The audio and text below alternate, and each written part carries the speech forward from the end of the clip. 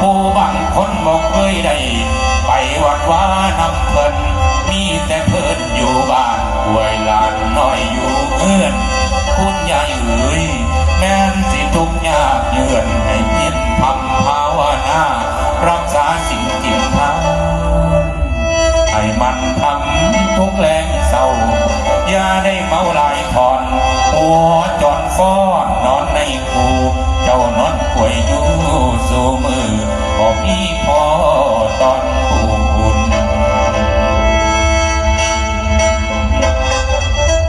เพิ่นว่าหนอ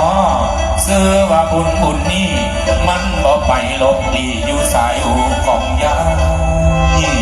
นั่นแม่นสายหวยคนแล้วก็นอนเดินลุงป่าอย่าได้คล้องคอยท่าพลาบุญจากสายหูเจ้านอนป่วยอยู่สู่มือของพี่พอตอนบุญดีน้องเอ๋ยเดี๋ยวนี้น้อเอาเกิดมาในยุคนี้ยุคไอที่สื่อสารส่งมนุษย์เอาโดยตรงใส่สมองคิดคนเกิดคนได้ดังฝันพอเหินเดินอากาศความสามารถว่านั้นเป็นแนวคิดของมนุษย์เรือดำน้ำในสมุทรกระมุดลงไปได้ขุดอุโมงค์ดำดินได้ไปทั้งไกลหรือใกล้ใส่เครื่องบินโดยสารนั่งมุ่งสู่โลกตรงต่อตั้งไปได้สะดวกดียุคสมัยไม่นี้กดนิ้วส่งถึงกันทั่วโลกาได้ฉับพลันปัจจุบันเร็วจีวันว่าหนอย่อพื้นโลกใบนี้เป็นแผนที่แทนทางไกลแผ่นดินก็หอยไกล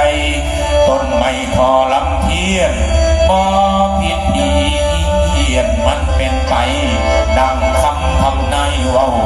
ลูกหลานเขาสมัยนี้มีมือถือคนละเครื่องพากันเล่นตอนหนึ่งยามกินข้าวกะเบิ่งน้ำเดี๋ยวนี้เนาะภาพติดตาเห็นซ้ำทั้งน้อยใหญ่ก็คือกันคือเป็นของสำคัญขาดกันบ่มีใดไปทางไหนเป็นแต่นั่งก้มหน้าจ้องสายตาพากันเชียร์บางคนน้ออารมณ์เสียติดนิสัยก้าวร้าวสิเห็นได้ทั่วไปตามคาดการเอาไว้บ่ต้องหลบโดยอาวุธจุดมุ่งหมายคือทำลายสายตาสมองเทียนบ่ต้องหาแนวเขียนฟาดตีให้เป็นรอยยาเสพติดคือยาพิษเพชรให้บ่อยสมองน้อยถ้าดำลงคนเฮาดอกบ่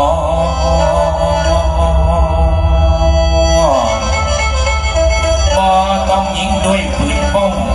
มันส่งต่อพ่อปานตายพิการกายทั้งความจิตติดให้มันง่ายหากคนไทยเรายังใส่ยาเสพติดคิดต่อคุณพ่อเอ๋ยคุณแม่เอ๋ยอนาคตดังหนอพ่อรับตาเบิ่งได้ไปนาสิพ้นภัยเดี๋ยวนี้น้อบอกเก่าสอนกะบ่ได้ตวาดใส่เสียงแข็งหัวรุนแรงไปตามยุคสมัยไอ้ที่ลุ่มจะเลื่อนไหลจนว่าหยุ่งนุ่งนั่งมีแต่เรื่องข้าวลายมีต่อเนื่องเมืองบ้านกะวุ่นวายซ้ำตอนท้ายคนรุ่นไม่ใจพลังมัวและนำตามสมัยบ่สนใจการเลี้ยงจอยเลี้ยงลมปล่อยพ่อบอกให้ขายหนาข่าวเวลาคาเล่นมวนยังบ่ยังแนวบ่ดีครบควรปากหวนได้ขาคนยังกะหนีบ่พ้นวนเวียนอยู่ในอาบา